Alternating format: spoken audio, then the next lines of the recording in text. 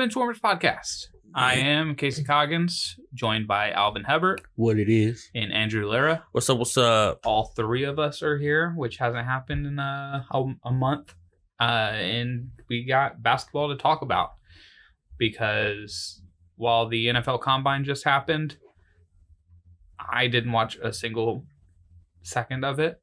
I did see the wide receivers show out and the highlights of it, because I just said I didn't see a single second of it. I didn't watch it live. I didn't keep up with it.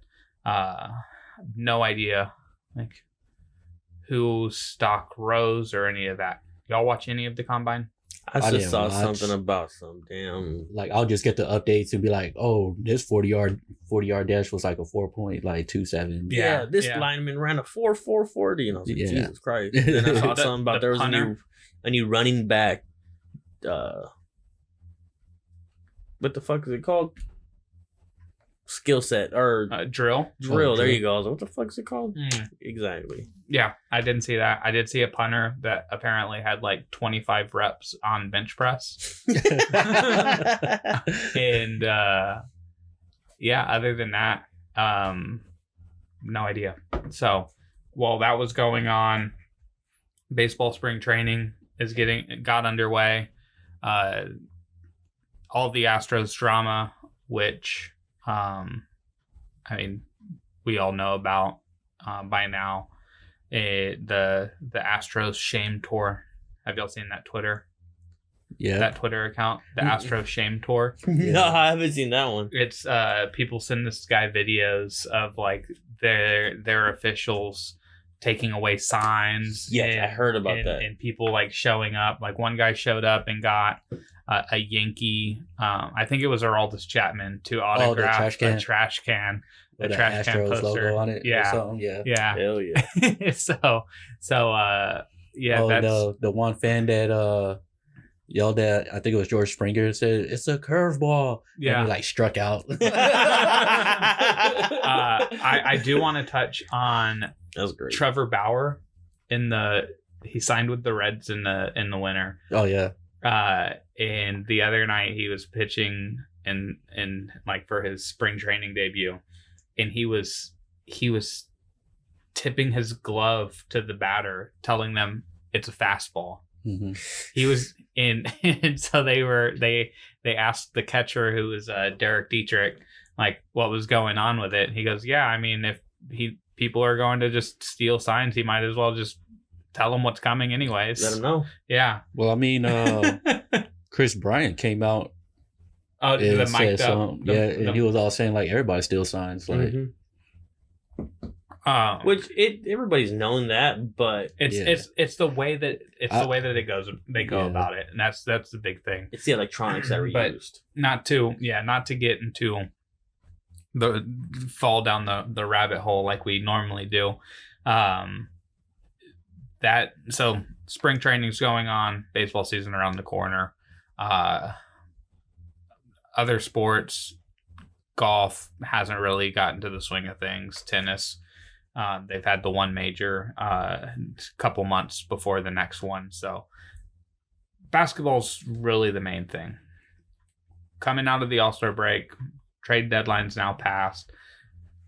These teams are who they are, and they're going to be trying to get things ironed out.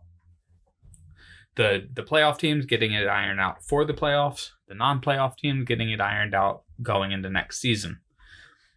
And that's kind of where we're going to start here, is a team that is not going to be in the playoffs getting their team ironed out for next season. Because the Warriors are the worst team in the league. It's some bullshit.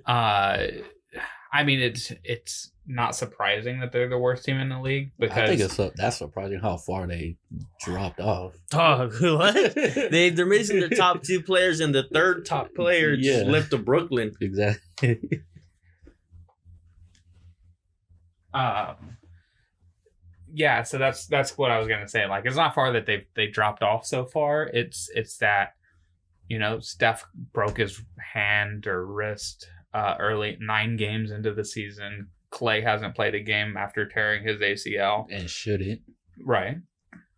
And then Kevin Durant, he signed with Brooklyn, and he wouldn't have even played this year if he had re-signed with them.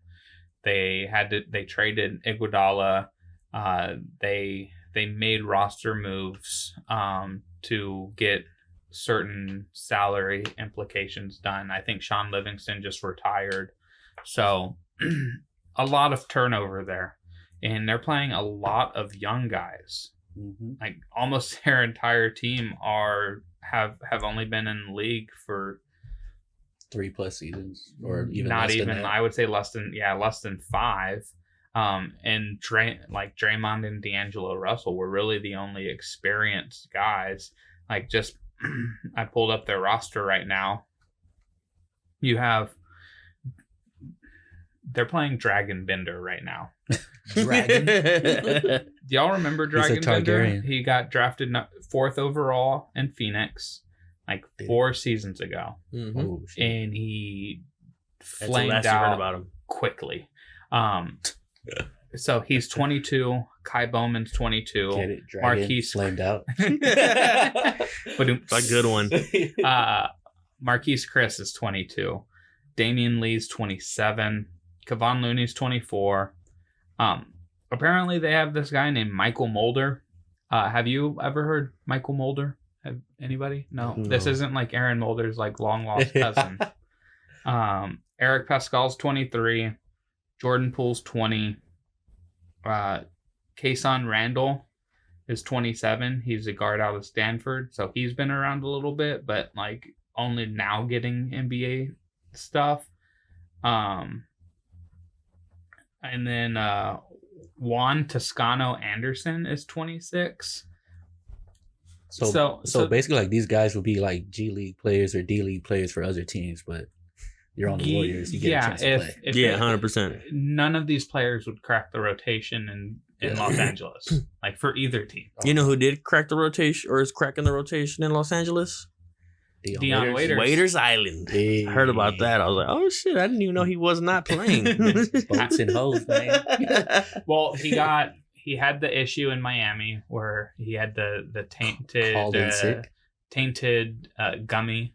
Oh, that's right. He was fucking airplane? tripped out on edibles on the plane. Yeah. So, and then That's right. I forgot. I don't think he played since. He called in on his birthday saying he was sick, but then they More edibles. found out that he was on a yacht partying it up. So that's the Golden State Warriors lineup. That's what's been trotting out there with Draymond Green all year, and D'Angelo Russell, who had got hurt, missed some games too. So not great. And now they're getting Steph back to play with these guys. You're at least seeing what 3 of your 4 core pieces are going to be able to do, surrounded by babies. Because I like Kai Bowman's game. Marquise Chris is a wild card because he has the athleticism and the talent. He just hasn't really been able to piece it together. It's funny that Dragon Bender and Marquise Chris were both high picks of the Phoenix Suns, and they both flamed out. And I mean, it's kind of the Suns thing, I guess. Damian Lee has an interesting game. But Eric Pascal and Jordan Poole, I think, are their main 2 young guys. You're going to be able to run that kind of small 5-man lineup with like either one of them, where you can have Draymond Green at the 5 with Andrew Wiggins, Clay, and Steph, or you can have Eric Pascal out there with and kind of have 2 bigger bodies. So talking about like what Houston's doing with all these small guys. Nobody taller than 6'7", 6'8". Yeah, but you can't necessarily go out there and play all small guys. The smallest of with balls. Yeah, with Jordan Poole and Steph and Clay and Andrew Wiggins and Draymond. You could play them with Eric Pascal and Draymond Green out there because those two guys match up pretty well with Covington and PJ Tucker. So they have all the pieces, and that's why I think Steph, one of the main reasons Steph is coming back for the last 20 games is, one, he just wants to play, but two, it's all about figuring out how he can play with these guys, building the chemistry, getting these guys reps playing off of Steph. And if they see guys who can really play off of Steph, come off the screens, move the ball, knock down shots, they're going to be on this team next year. If they can't, they're not. It's as simple as that. Alvin, what if you were Steve Kerr and you have 20 games left, what would be the main thing you want to see? I know I just touched on like kind of what seems to be the easiest explanation of what they want to see and why Steph is coming back, and not just making sure that they have the best odds to get the number one pick. But is there something in particular, if you were Steve Kerr, you would want to see out of the Warriors? Like, do you want them to have a winning record? Do you want to see defense, offense, like rotations? Is there a guy you want to hone in on? Really, I don't think right now that you got 20 games left and you're at the bottom of the league, I don't think rotations is something that you're going to really pay attention to. I think it's mostly going to be like the two that you mentioned. Was it Poole and Pascal? Yeah. It's basically like you're eyeing those two guys and see how they mesh when Steph is on the floor with Wiggins and Draymond Green or some type of lineup like that. Because I don't know what positions they play. I forgot. Pascal's listed at 6'6", 250. He's listed as a power forward. He is Draymond Green, but it's like inverted Draymond Green, where Draymond Green is, I've said it before, like top 3 defender of all time. Offensively, touch and go. Yeah. He can make plays. He can dribble the ball. But in Pascal's kind of the different. Like he's the more offensive. offensive. Like he's a very good shooter. He's a decent ball handler, pretty good passer. He can score really well. Defensively, he tries. he really tries. Don't we all? I mean, because you're really just gonna you're really looking at those two guys, and then like if you find like a diamond in the rough, like the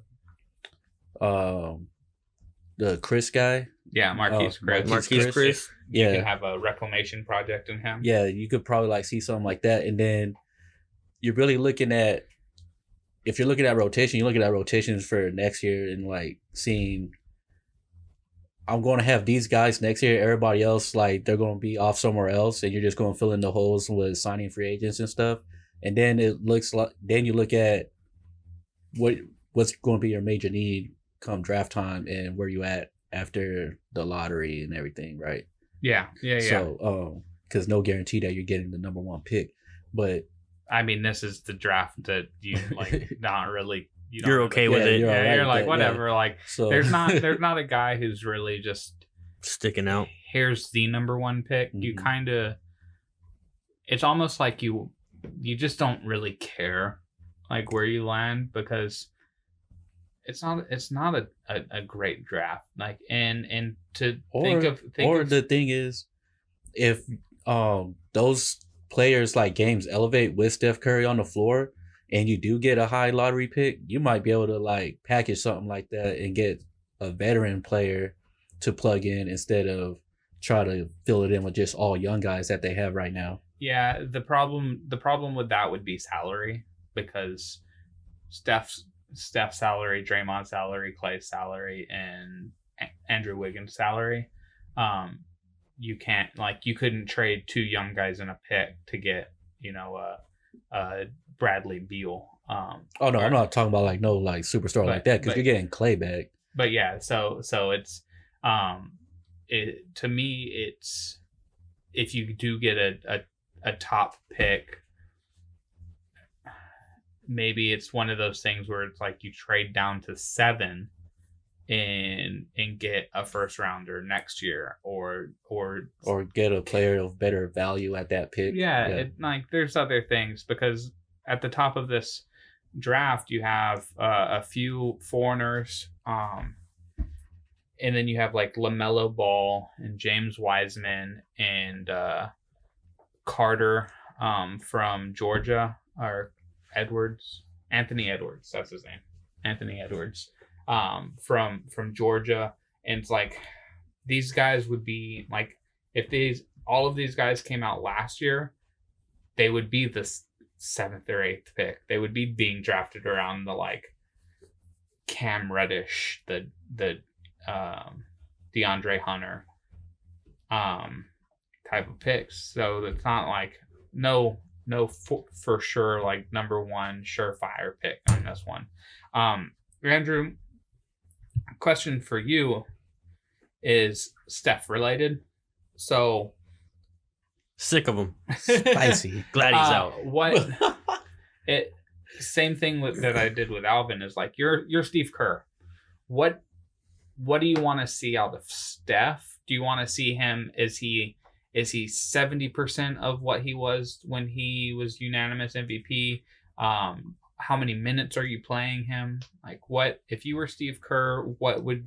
How would you play the Steph thing, and what would you want to see out of him? Play it easy, 20 minutes a game. Nothing too cute. Just 20. Calm down. You just broke your hand. It wasn't his shooting hand though, right? I don't think so. No, it was his left hand. He should be fine. It's not like he's something he's got to work back in, but yeah, I'd say just take it easy. He's not in game shape, so ease your way back into it. I don't think there's going to be any minutes restriction on him, but you don't want to. Let's still develop these guys. So right, I think, and I definitely think that like 20-25 minutes the first couple weeks, see how he plays with the guys, see I'd leave it 20 minutes the rest of the season, man. Work him into conditioning, like into game condition, and then bump him up. I wouldn't play him more than 30 minutes in a game this season. And I probably won't even go above 25. That's what I was thinking. I was like, 25 is probably pushing it. There's no point. The reason I'm saying 30 is that gives you 30 minutes of, if you do 20 minutes for 20 games, that's 400 minutes. If you do 30 minutes for 20 games, that's 600 minutes. That's 200 extra minutes for the rest of the season that you get to see the players who you're trying to build around as roster spots, as bench guys, as possible X factors going forward. You're getting to 200 extra minutes of seeing who works with Steph well, and what kind of game do these guys have when they're playing with a guy like Steph and Draymond at the same time. Because if you run a pick and roll with Steph and Draymond, and you have these guys coming off of it, and they catch the ball. Is it going to matter, though? Because next season you're getting Clay back. It will matter, because the way that Steve Kerr has you'll have ran his fucking bum ass JaVale McGee running around with you. Sean Livingston. The way that Steve Kerr has ran his rotations the last 2 years, really the last 4 years, the 2 Harrison Barnes years where they went to the finals, and the 2 KD years they went to the finals. He takes 2 of those guys off the court at the same time. So he was running, he would be able to take, Steph and Draymond off the court, and he would have a 5 out there of Harrison Barnes, Klay Thompson, Quinn Cook, Andrew Bogut, and David West was there. And so he has 2 of his main 4 with 3 bench guys. So you want to see who are those 3 bench guys that I'm going to be able to play. Like, who are 3 bench guys that I can play with Steph and Draymond when I'm sitting Wiggins and Thompson? who are 3 bench guys that I can play with Thompson and Wiggins when I rest Steph and Draymond. And you get an idea of those senses when you're playing, you're playing them together with Steph and Draymond and Wiggins right now. Because you put in Clay, their minutes are going to back off somewhat significantly. I mean, they're having to play a lot of minutes this year because of all of the stuff they've been going through. But you get an idea of, okay, when Clay is here, I know that Jordan Poole is good with the ball in his hands, so I can run Jordan Poole at point guard with Klay Thompson at 2, Andrew Wiggins at 3, and I like Kevon Looney at center and Eric Pascal at the 4. And it's like, I know what game these guys have when they're playing with this level of player. And you get to see how they play off of players in certain skill sets. And Steph has about as unique a skill set as anybody in the league. The same with Draymond. Both of those guys, very unique skill sets. If these guys can play with them and play well and look like they belong, I think it'll go a long way for them. This season is a lost cause. So just off the top of your head, they come back fully healthy. They don't make any moves other than getting their 1 draft pick in. It's going to be a top 5 pick. Like, we're all but 100% sure of that. If I was to say playoffs, no playoffs, and if they do make the playoffs, what seed could you see them in? What would your answer be to that, Andrew? No. No playoffs? No, I don't. Honestly, the West is too deep, and they're missing a lot of the supporting cast that they really relied on.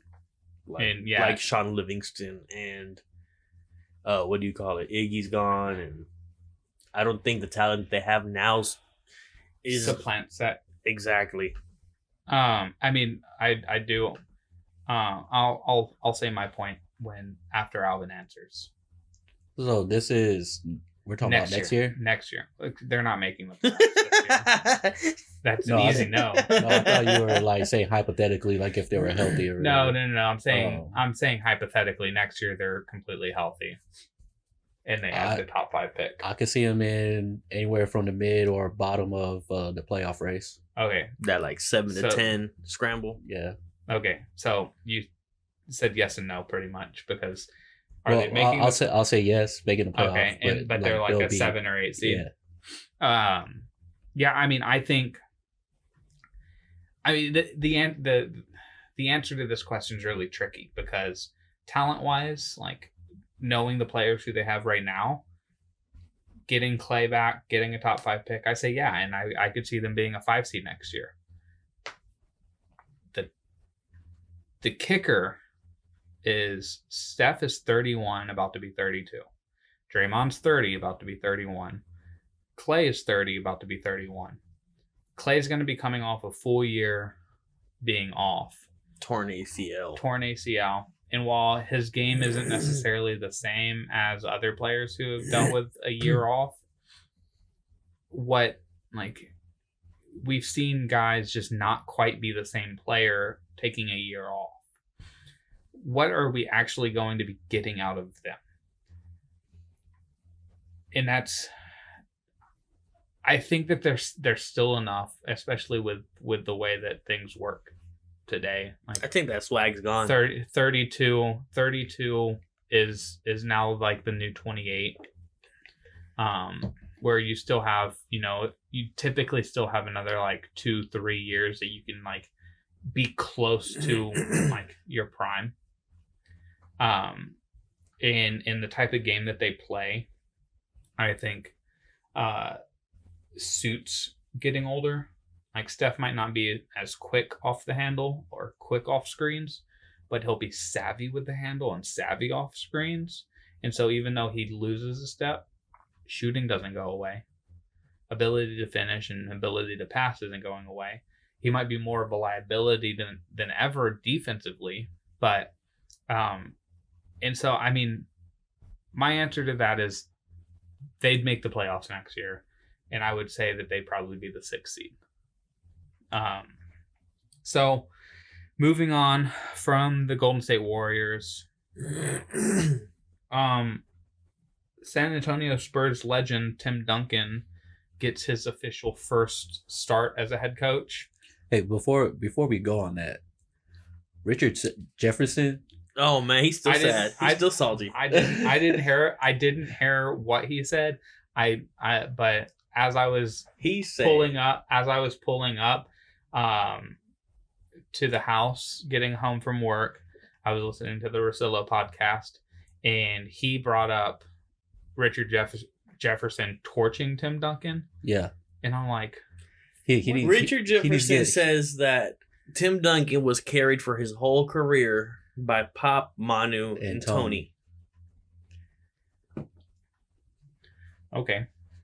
Does he not remember the 2003 NBA Finals? I think that's why we're getting. He's salty as hell. He needs to get judo chopped in the throat for that comment, bro. Like, does he not remember the 2003 Finals where the dude dropped a fucking almost quadruple double? And if you ask some Spurs fans, they'll say, well, he had those extra 2 blocks, but the statisticians took it away from him. I couldn't tell if he was trolling, like Ryan Hollins trolling. I think he was, because part of it, like, he saw his face. So where did this is on Get Up? Yeah. Oh yeah, that's definite trolling. That's I would say that's definite more shock jockey thing. Mm-hmm. Where I don't think he actually believes it. But no, 100%. He went full fucking retard.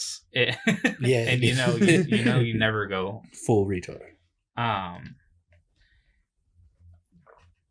mean, but to the salty point, he's in my lifetime, he's right there with like Dennis Rodman as biggest disappointment as a Spur. Like, goddamn, you found Dennis Rodman a disappointment? I was like, as a Spur. His early years with the Spurs, though, he was just Dennis young. Rodman played 1 year with the Spurs. Yeah, he was just young. We drafted him, didn't we? Rodman played Detroit, with Detroit. And he didn't get drafted. He got signed off of the streets. He was a college janitor. Oh shit! Go watch Dennis Rodman's 30 for 30. Exactly. I was like, I remember it. Like this dude's story is he fucked Madonna. Talking about fucking Magic Johnson. I got HIV. He's a motherfucker. I fucked Madonna. I'll spit in your mouth. But yeah, Dennis Rodman had the 1 year with the Spurs. Wasn't he? That's kind of when he flew off the handle. And then they were they traded Dennis Rodman for Will fucking Purdue. Yeah. That's how crazy the Dennis Rodman thing was. That was at the time where he did start going off the handle and like dyeing his hair and all that stuff. Yeah, exactly. But yeah, Richard Jefferson for not being like a homegrown product, for being a veteran that the Spurs brought in to really like get them over the hump to win another title with Tim Duncan. He's as big a disappointment as any other player that's ever put on a Spurs jersey in my lifetime. Because you can't really say like the 1 year that they had Dominique Wilkins, because that was pretty sure the last season Dominique Wilkins was even in the league. What about Tracy McGrady? Same thing. I don't think he made a single shot.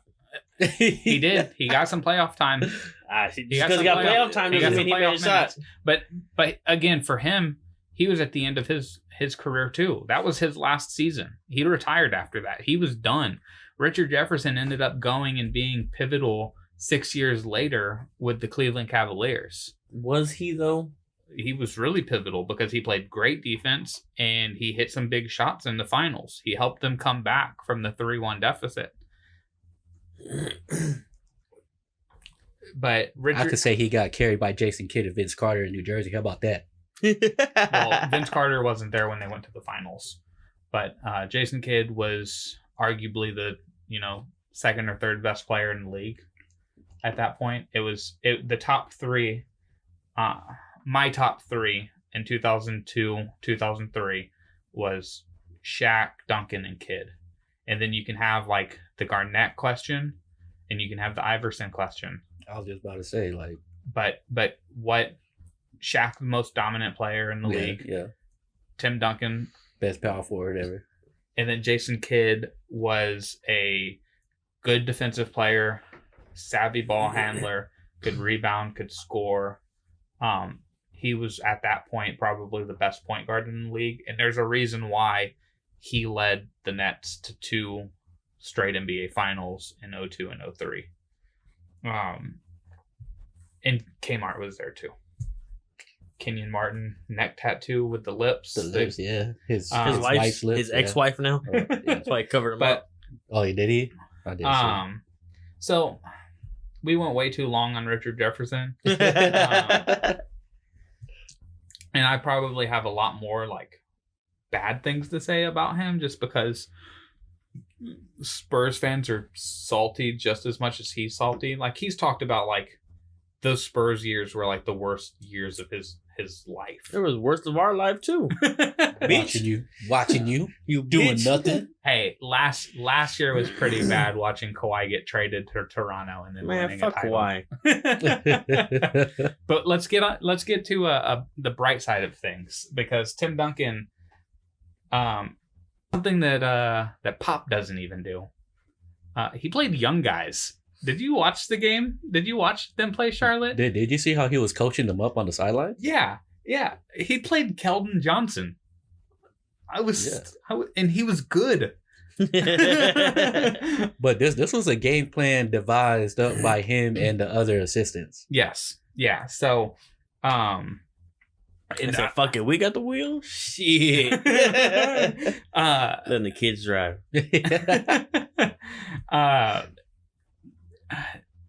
They almost blew the game entirely. Yeah, they got lucky. And I don't know what Terry Rozier was doing, bro. That whole last sequence, that whole last sequence was just like, what the fuck? And it's funny because I just said, I was listening to the Rosillo podcast. He had the coach James Borrego on, and he's talking about like in crunch time situations, his team really has been stepping up because they have a winning record when games are decided within 3 points. And he's talking about how like he's like, I don't know if they just have no fear or that they're too young to really realize what the moment means and like in these situations, but they just go out there and like they're confident that they're going to get it done. And I listened to this the day after or 2 days after Terry Rozier is driving to the lane and he sees Bryn Forbes and he's like, I don't think I can lay this ball up. Pass it now. I saw. I was like, "What's he doing?" Such an enforcer in my way. Yeah, he was like, "Oh." As soon as I saw that lane open, I was like, "Oh, cool! They just won." Yeah. I had the same feeling. I was about to throw my remote across. I was like, "Cool, so much for that one." And so they squeak by, and so I think we're all in the same boat that the coaching in that game was pretty damn good. I'll say, yeah. My biggest thing is I'm all the way off DeMar now. Oh yeah, I've been I mean, there. I know you have. I've been there. Alvin, I think you're more just indifferent on the matter. Yeah. But over the last couple weeks, I've just all the way off. Just because we've recorded enough over the last year and a half with DeMar that I've been like, he's good. Like they just have to like work around him. Like he can do certain things that other players can't do. And excuse. That's what I've been saying too. And like making spins and like it can work. And I'm getting to the point. And I'm like, it can't. It can't. Got that battered wife syndrome. It can't work. You know what is funny though? Enough's enough. When we go on that tangent about DeMar DeRozan and how bad he's been playing, he'll go on like a 6-week tear where he's just like lighting it up, and then you're just like, "Where's this been? So I think you're gonna like this, Alvin. I work with a Bulls fan, Hey. and he's like from Illinois. Hey. He went. I'm pretty sure he went to like Illinois State University. Oh my God. True Chicago guy. Yeah. All right. He's Bears fan, Bulls fan, Blackhawks fan, Cubs fan. So we get along on the Cubs aspect. We were talking Bulls because it was the video where Boylan and I think was trying to coach Levine or like pull him, and Levine's in the free throw line and he's like, I have fucking 40 points. Yeah. And I made the joke. I'm like, I don't think it's a good look that he's screaming, I have 40 points when he's over three from the free throw line and they lost by 2. Yep. And he was like 3 of 13 from 3, 0 for 3 from the free throw line, and they lost by 2. And he tried to spin it. Yeah. Yeah. Not a good look. And so I was like, Zach LaVine is DeMar DeRozan with a jump shot. That's why it's so frustrating. Because the talent's there. You look at the box score and it's like, oh, he had 25 points on 10 of 12 shooting. Like, he had a good game. And he'll have like 6 or 7 rebounds and like probably like 4 or 5 assists. Like, and he's a minus 17. Yeah. Like, what? Yes. Like, and that's how I feel about DeMar. It's like DeMar he's been bad the last 2 games. He's been really bad the last 2 games. I thought he was on this fucking Wilt Chamberlain role. He was. And that's what I was saying. and then he lost the streak one game, and then the All-Star break happened, and he probably got sad because he a sad bitch. You know that. He's a sad little bitch. But like, he didn't get voted an All-Star, which is I think the first time in the last like 6 years he wasn't an All-Star. He's seeing his best friend in the NBA drawing a charge on James Harden in an All-Star game. In the All-Star game, pumping up the crowd. Like, you're supposed to be on my side. Yeah, and you my friend. But like, I'm pulling up the Charlotte box score, and he's 5 of 11 from the floor, had 12 points and 10 assists and 5 rebounds. Like, that's good for DeJounte Murray at this stage of DeJounte's career. For DeMar DeRozan to be your like leader, your best player, shouldn't happen.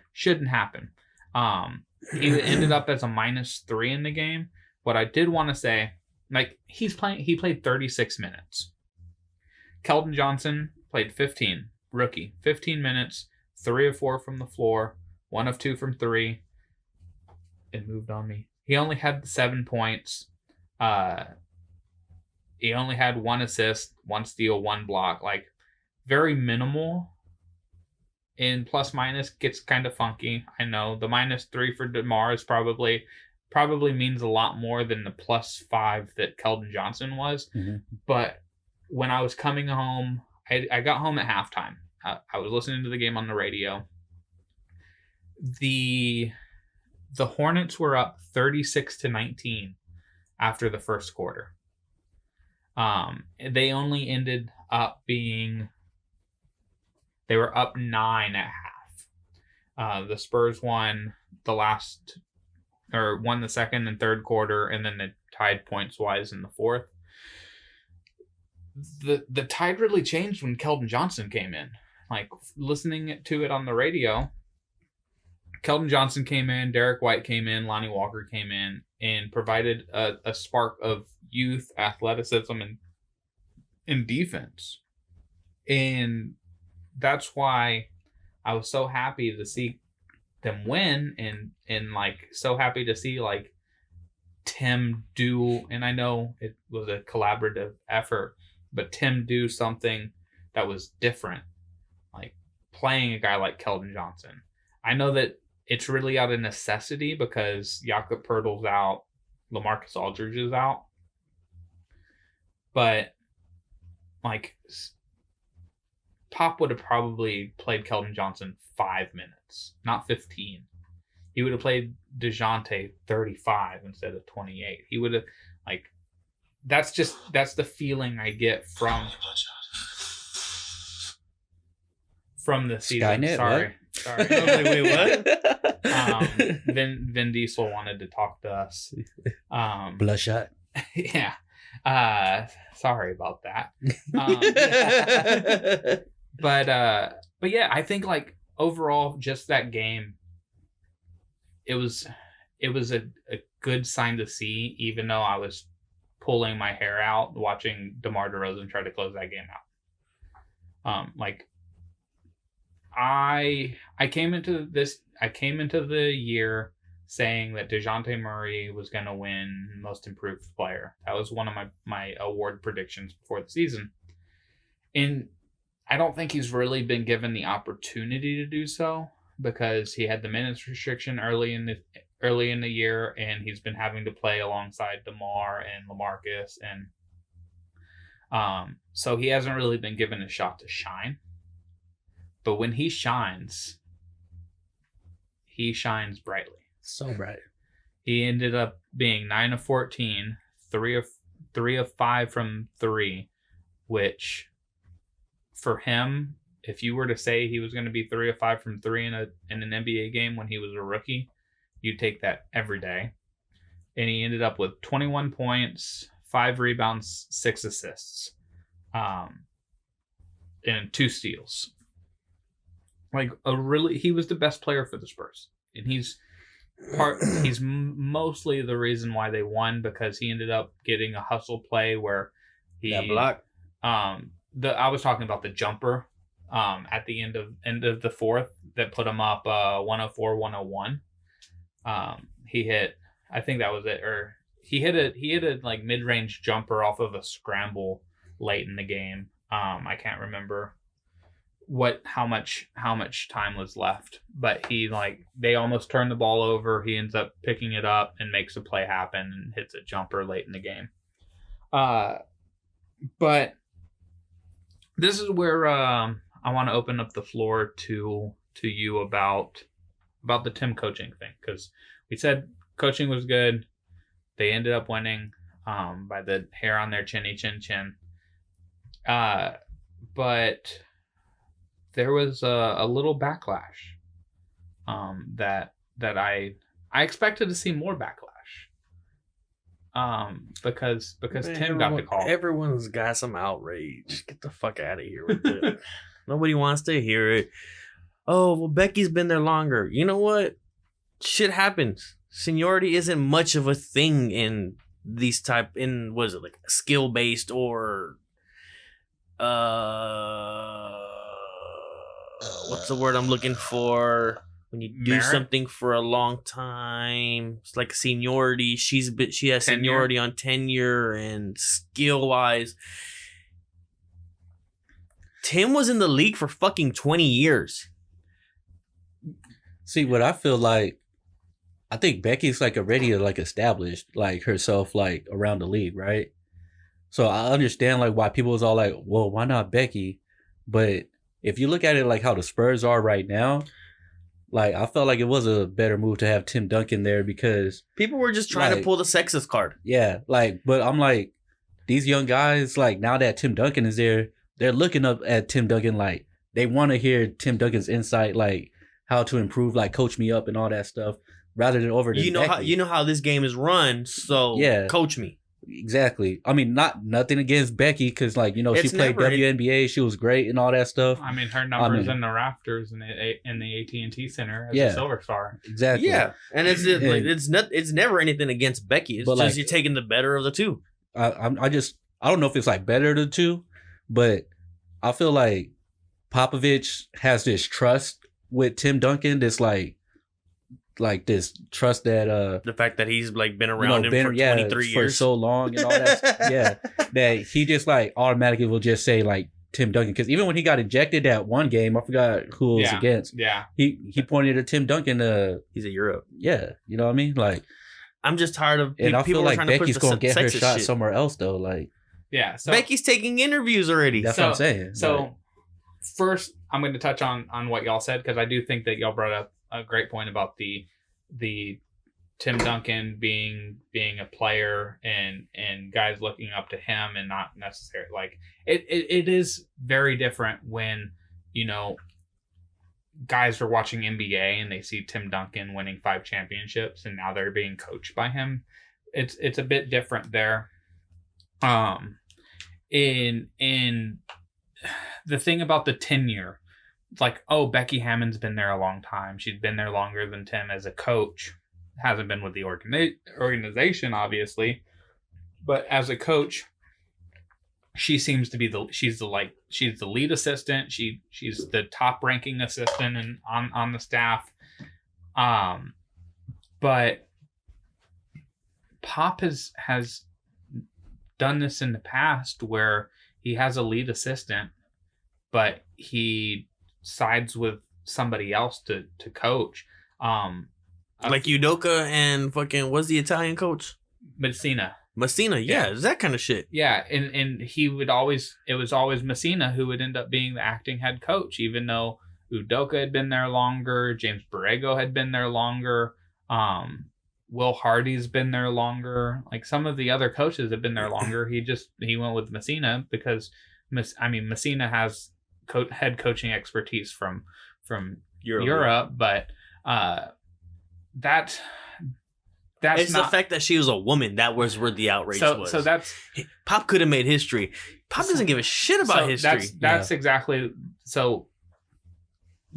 Growing up in San Antonio, watching Greg Popovich coach for so long, hearing him speak, listening to his press conferences, knowing his background, knowing how he cares about certain things and in the way he feels about certain topics through the years that he's voiced his opinion on. Here's the way I saw it. Greg Popovich is very aware that when Becky Hammon coaches for the first time as a head coach, it's going to make history. I also believe that Greg Popovich, knowing this, doesn't want any technicality to be a part of it. He wants Becky Hammon to get hired by a team in the first time that she is the head coach of a team and coaching in a game. It's because she is the head coach of the team. He knows that just because she would be acting head coach, that win doesn't go on her record. That win doesn't go on Tim Duncan's record. All it is saying she was the acting head coach for the first time in NBA history. That's not how he wants it. He wants it to be she got a job as a head coach. He wants that to be the history made. That's the way I look at it too. The other thing that I see is that what if he did put her as the acting head coach right there, and they flamed out like super hard? Like, you don't think like that's gonna like look bad on her when she does have interviews and stuff about a head coaching job? Also, no, not with the way the Spurs look. This year. Like, oh, it's just another Spurs game. But yeah, I mean that's click another one. People are going to be offended, no matter what. Someone said that it was similar to a man taking a promotion over a woman, and that if you were to ask any woman, that they would have a similar story along those lines where they got overlooked. It's like, dude, get the fuck out of here. It's not like it's a fucking guy, and I'm just like, bro, we get it. You're trying to fuck, but still, it's not like Popovich would say like, oh, I'm stepping down from coaching now, and I give the reins to Tim Duncan. Yeah. Would that be his job to give? Yeah. I'm pretty sure it'd be R.C. Buford's. Would it? RC's the CEO of the Spurs. Yeah, so it once Pops, unless he just gave up coaching, he was still president, then it'd be his to give. Right. Yeah. Yeah, they restructured the front office in the off season, so it's all a little weird now. There's a lot of presidents and shit. Yeah. Well, because the Holts are kind of stepping away, and Buford's it's like that scene in The Office where they're all holding handguns towards each other, and it's just who's in charge here? The Mexican standoff. So yeah, that's. The Becky Hammon thing was the main thing I wanted to touch on with the Spurs, but figured we should get some actual like analysis on the coaching that Tim did and the game. Now let's get into the fun part. You mean that wasn't fun? No, it's always fun. Not necessarily like basketball game analysis commentary. Just like I don't even know what the proper term for this would be, but we're going to we get to draft any person under 22 years old, 22 and under. So under 23, can't be 23 years old. I really butchered how I said that. You said that many ways. Yes. I circled the 22 and under. If you're 22 and not... But not 23. Under 23. I felt like Guy Fieri in Guy's Grocery Games when he's trying to trick people on the 3, 2, 1, go. Welcome to Triple D's. Titties, diners, drive-ins, and dives. No dicks allowed. No dicks. Because it's only my dick. So, language, sir. I like my titties like I like my shows. Triple D. Let's do it. So we all have a guy that we would want to start a franchise with if we were drafting today. I don't know. I really don't. I mean, I know who you pick, so I don't think you do. And so like the list of players who are 22 and younger in the league it's a pretty good list. Like I have it up on Basketball Reference, great website. You're looking at Bam Adebayo, Luka Doncic, Jared Allen, Mitchell Robinson, Jason Tatum, Trae Young, Shai Gilgeous-Alexander, Brandon Ingram, OG Anunoby, Jamal Murray, John Morant, Jaren Jackson Jr., De'Aaron Fox, DeAndre Ayton, Lauri Markkanen, Lonzo Ball. I'm just going to say Markelle Fultz because it's kind of fun to just to throw him in there. He's 21 in all of the stuff that started his career. Zion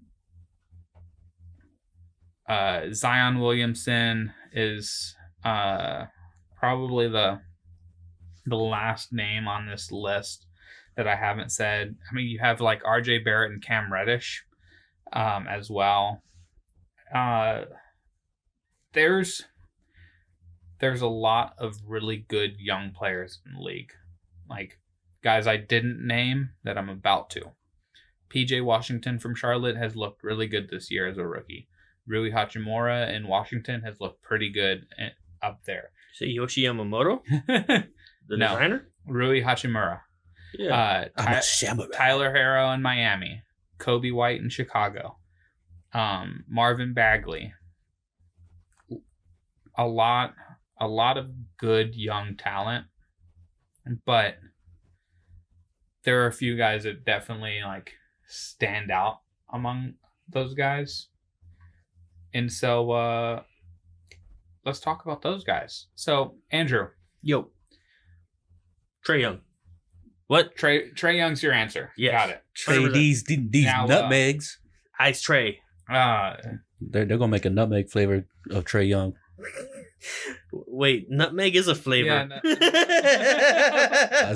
It's going to be a specific Trae Young flavor. No, it's going to be like, you know, the like Jesus candles or whatever, whatever they're actually called. Yeah, the Jesus candles. That's what I know them as. I think they actually have a proper name. I don't know. Yeah, I forgot what it's called. And they're going to have one of those where it's Trae Young on the outside and it's going to smell like nutmeg. There you go. I forgot what the fuck they're called. Yeah, we're Starbucks in Atlanta, and we're selling Trae Young lattes. Trae Young flavored nutmeg. I was like, hold on, man, with a hint of nutmeg because he keeps nutmegging guys and he loves it. Trevor Reza.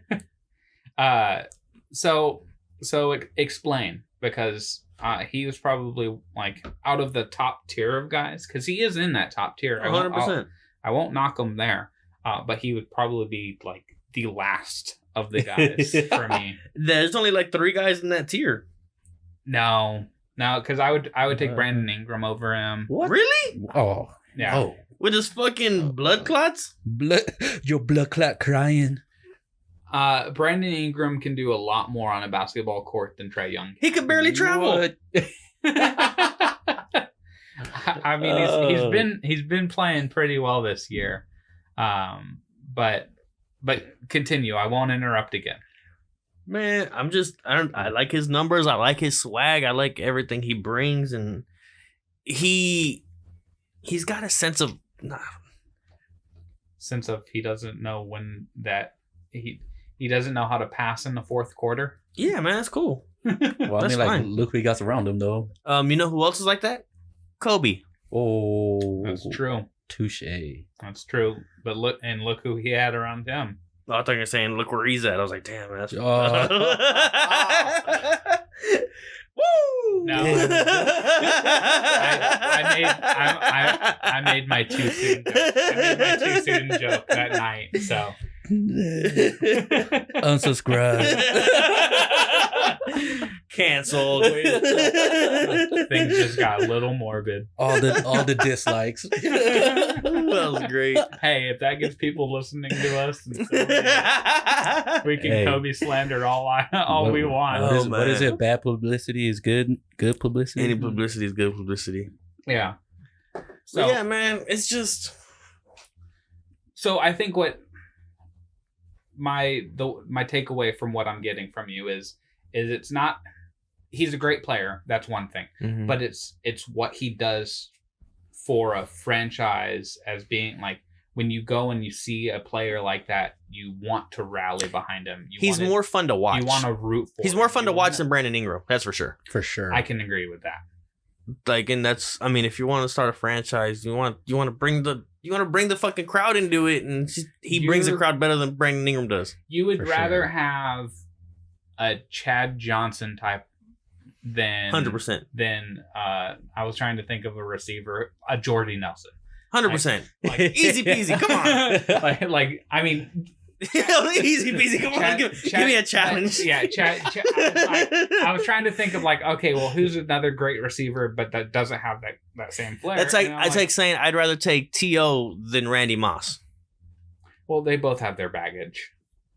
That's T.O. pulled a fucking Sharpie out of his sock. the T.O. palm- pulled a cell phone the- out of the fucking... No, that was Joe Horn.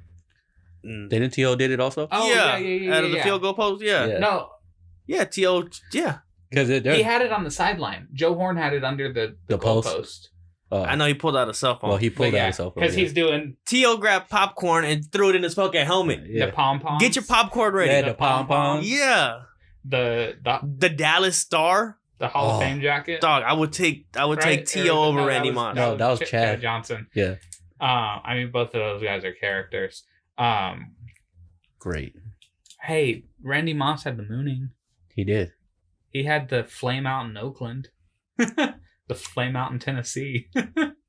T.O.'s not gonna be at his fucking ring of Hall of Fame ceremony. Come on. Yeah. He had it at his high school or something like that. Yeah. Yeah.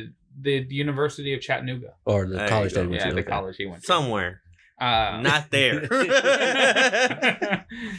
I mean, yeah, I get that. Like, offensively, he's as good as anybody on this list. He's Steph light. He just And this is what, his third year? yes. Is it his third already? No. His second. Second. Yeah. Man, it's just he's Yeah, it has to be a second. 'cause Plenty of room to it's go. Luka's second year. Yeah, so he's at 35 minutes a game. He's averaging 29.6 points, 9.3 assists, 1 steal, and he's shooting 44% from the floor, 36% from 3. And he's an 86% free throw shooter. Sounds better and better. That's what I'm saying. Like, the offensive numbers are Yeah, they're there. definitely there. But I believe one of us picked the guy that he was traded for to start our franchise with. Am I correct, Alvin? Yeah. Yep. The big D. Luka Doncic. You look at it or what? Rajon Rondo was looking at it. I mean, if you're judging it based off of the Leonardo da Vinci scale of the human anatomy, your proportions are supposed to be equivalent to the size of the person, and he's 6'8". So if this is only speculation. If that gives you any intel. But yeah, man, Luka Doncic, he just he set the record for the franchise for the most triple doubles. Yeah. And already he's just in his second season. Triple doubles are as fake a stat as plus minus nowadays. Mm-hmm. Made up numbers. Whatever y'all want to say, but I would go with the fact that his numbers right now are 28.5, very comparable, 9.5, 8.8. Pretty fucking good. Yes. And I mean, looking from how he improved from his first season to now, like it's just going to keep getting higher and higher from there. And the way I feel, I think more people would want to play with Luka over Trae Young. Not to say that players wouldn't want to play with Trae Young. I just feel like they'll lean more towards to Luka because his game, even though it's not that much of a flair that Trae Young brings, he does add flair to his game. But I feel like his game is more, he'll rather more facilitate than put up like 29 points a game. Do you mind me making a comparison that I think is apt here and see how y'all think? Trae Young is James Harden. Luka Doncic is Manu Ginobili. Manu Ginobili. I mean, if Manu Ginobili was actually playing 35 a game, being the star of a team, they're very similar in the way that they can do things and like play with their team and get assists and score. But Manu did a lot more little things to help his team win that Trae just doesn't. And that's what I feel Luka does, like little things to like they both have his team flair, win more games. Manu's flair wasn't as bright and flashy as Harden's flair is. Like Trae's flair is nutmegging people. Doncic's flair is dribbling the ball really well in front of Drew Holiday and making people go ooh ah, and then he just goes and makes a terrible play, but then he hustles and gets it back. That like isn't that Manu in a nutshell? He did a thing that says ooh ah, and then he fucks up, but then he redeems himself. Then he makes a three. Yeah. Don't look at Popovich. Don't look at Popovich. But also Luka was a professional at a young age, so like he's already like Manu Ginobili. There's all right. See, more And Tony Parker. It just keeps adding up, right? And Kobe Bryant. So I feel like he's like more ready to he's more ready to lead a franchise than like any of the other guys. And I feel like he'll eventually be like a top 2 player in the league when it's all said and done. The most fun stat about this, Trae Young's a year older than Luka Doncic. So there you go. Yeah, Doncic. Doncic is 21? Oh yeah, he just turned 21. Yeah. And Trae Young is going to be turning 22. He turns 22 at the beginning of next season, so it's not necessarily a full year younger. It's like so it's talking like he's a whole year older, and it's like he's like 2 weeks. I was just they have a birthday party together in the off season. I was going off of like at the beginning of the season, Trae Young was 21 and Luka Doncic was 20. But then when I went up to look at their actual like birthday, Trae Young September 19th, 1998. You need some reading glasses already? No. I look, if you pinch your fingers and open it, it makes it bigger. No, I'm seeing 1990. I wasn't sure if it was a 6, and I was hoping it was a 6 because then I wouldn't feel as bad. Yeah, I mean, I'm the youngest of us 3. I'm the youngest of us 3, so. Damn, that's fucked up. I'm gonna talk about you like that. Whatever, you 32. Ass. You 32. Hush up, dog. Yeah. You're 35. It's not even. You're 42. Shit. I'm just gonna grab my cane and go. Now, me saying Luka's a full year younger than Trae Young is like me saying that I'm a full year younger than Andrew. It's only 7 months. 7 months. Yeah, man. So we got a little loose on that. Continue with talking about the Wonder Kid. So also I feel like he has the Wonder body. Boy. He has the body type for today's type of game. What is you with his body and his I said dick body and- type. Dude. Hey man, you saw Rajon Rondo look at him though, right? Are you surprised? Are you surprised? Swear. But no, like he's a big guard, and I mean he's not as athletic as Trae Young, but he could get to the hole. I feel like if he just When don't mind Trae Young. I'm just comparing to what he picked as. Yeah, he does. I'm just like thinking athletic wise, like I feel like athletic wise they're very comparable. Like if so? Doncic was 6-0, they would look the exact same on the court. But since he's 6'8" and has a bigger body, he doesn't have to do things in the same sort of way to create shots that Trae Young does. I think their builds are the reason why they look a certain way. I mean, you're not seeing Trae Young. Their builds is also why they play a little bit different. Yeah. So I don't know if Trae Young is more athletic than Doncic, but I think it's more like he had to adapt more to his slight frame than Doncic being like 6'8", 220. I see that. But yeah, I just feel like he has that all around game that people are looking for in this new era of basketball. He could do it all. Yeah, I mean, both of those guys are.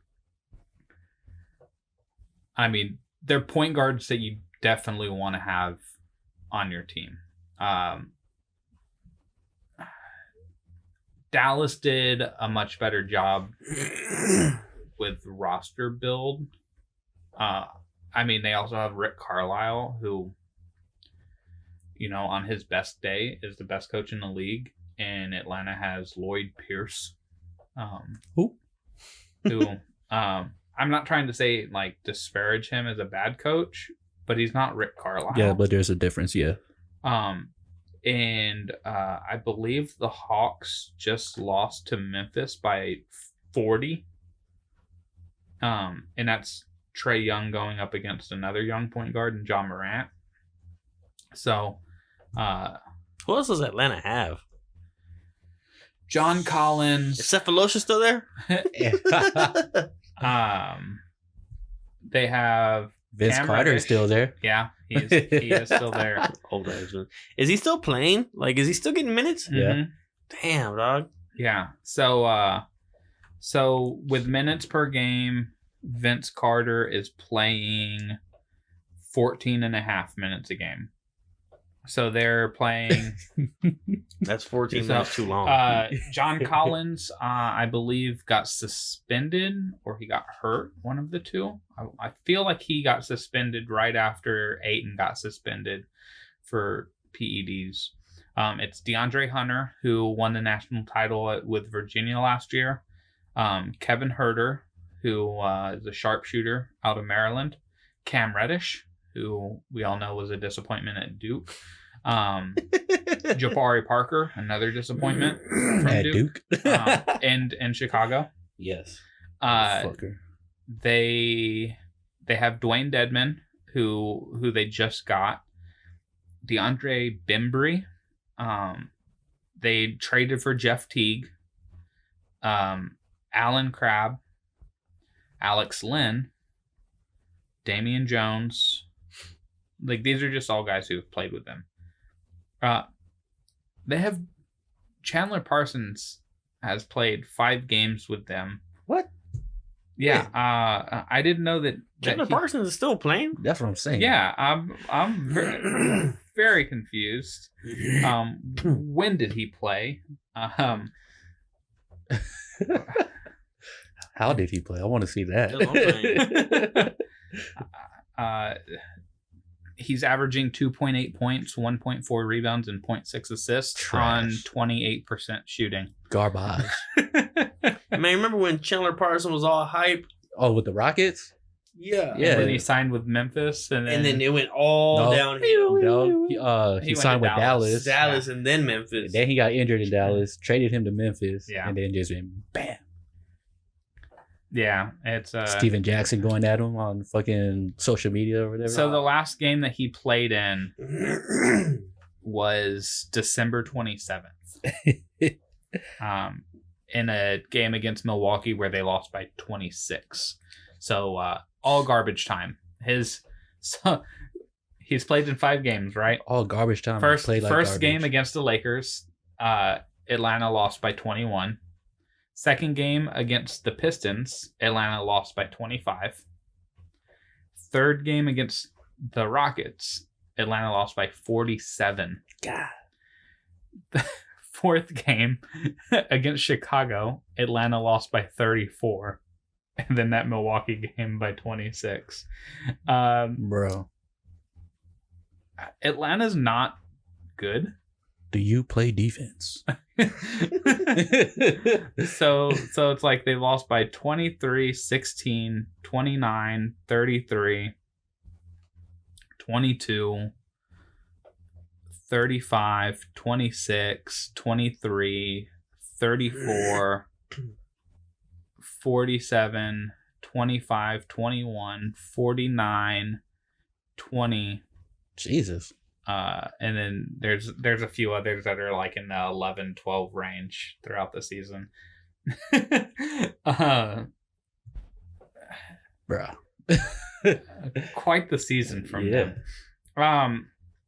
So last but not least is my pick, and I just, I thought about being cute and doing Shea Gilgeous, and he should get an honorable mention along with some of the other guys we mentioned. Like Brendan Ingram has been really good this year. He has been really good. John Morant is winning Rookie of the Year. He has been really good this year. There are other guys on that. Bam Adebayo was an all-star. So are you going Zion? I'm going Zion. Of course. And it kind of plays into a little bit of what y'all's two guys did, is like when you say who's the face of the franchise, I mean, you don't want Tim Duncan. Like you don't want somebody who like dry and doesn't really have a personality, but you want him to have the same kind of team player. Like, I don't care if I scored 6 or 60 as long as we win. Mm-hmm. That kind of mentality. And that's Zion. Like, Zion could have been like, no, like, I'm good to play now, and like tried to push himself into the game. But he listened to the coach, he listened to the medical staff, he listened to all that.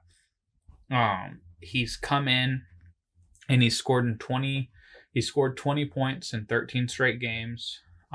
He's same thing that Trey's done, same thing that Luka's done, where it's just they get on these little streaks and it's like broken record. And like a broken record, you're going to hear that a lot with Zion.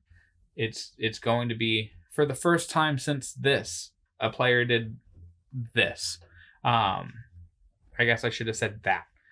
He's averaging in 17 games, 24 points, 7 rebounds, 2 assists, 58% from the floor, 42% from 3, free throws at 64, which isn't great, but it's not Shaq. That's all that matters. What we've seen out of him in the spurts that we have, starting with the Spurs game in his debut, he can very quickly get you buckets and get you into a game, get you a lead. I believe they have a winning record with him. He's kind of helping push them toward a playoff spot.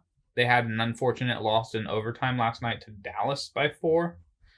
And that was the worst game he probably played out of them all. He was 9 of 18 from the floor, 21 points, no steals, no blocks, only 6 rebounds, 3 assists. And if you if you follow something like Game Score, it was his fourth lowest game score, but those other 3 were within his first 8 games. He does things that like no other player can do. Like he has an athleticism that really no other player has. He doesn't turn 20 until July. His court vision as a big is right up there with anybody's. The types of passes he can do. He already understands how to set up a big, trying to like post him up, feel the body and spin. And get the alley-oop. And defensively, he's not there. But really, none of the 3 guys we brought up defensively, like we're not talking like Bam Adebayo is the best defender out of that list. And it's like OG's a good defender. But none of these guys are like locked down defenders. Zion Williamson has the ability to be a great help defender with his athleticism. We've seen the blocks that he's done, even in college.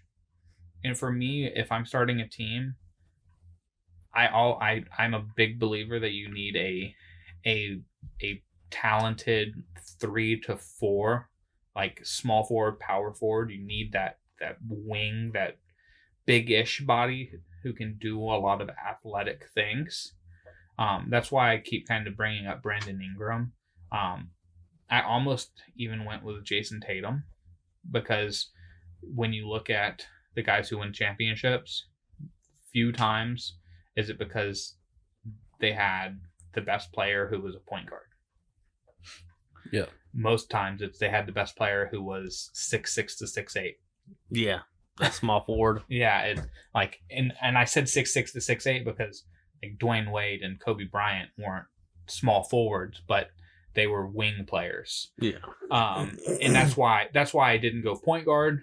And that's why I went Zion is he's a guy who you build the team around him, and you can do a lot of special things.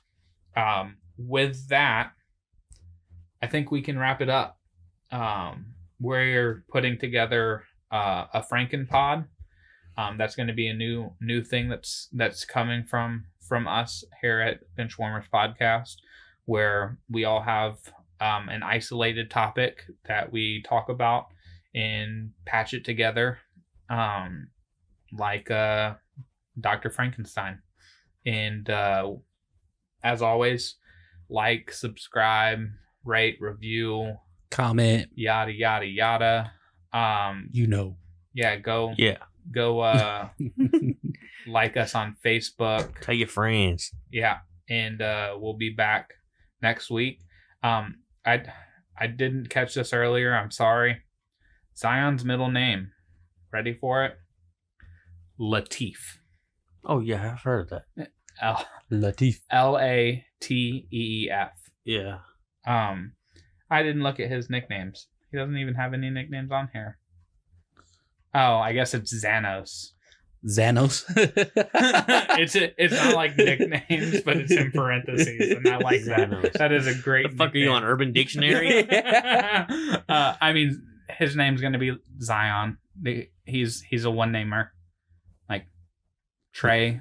I don't know if he's gonna Braun. Who is he? Seal. All right. Well, I'm Casey Coggins, joined by Alvin Hebert. Later. And Andrew Lara. See ya. See ya.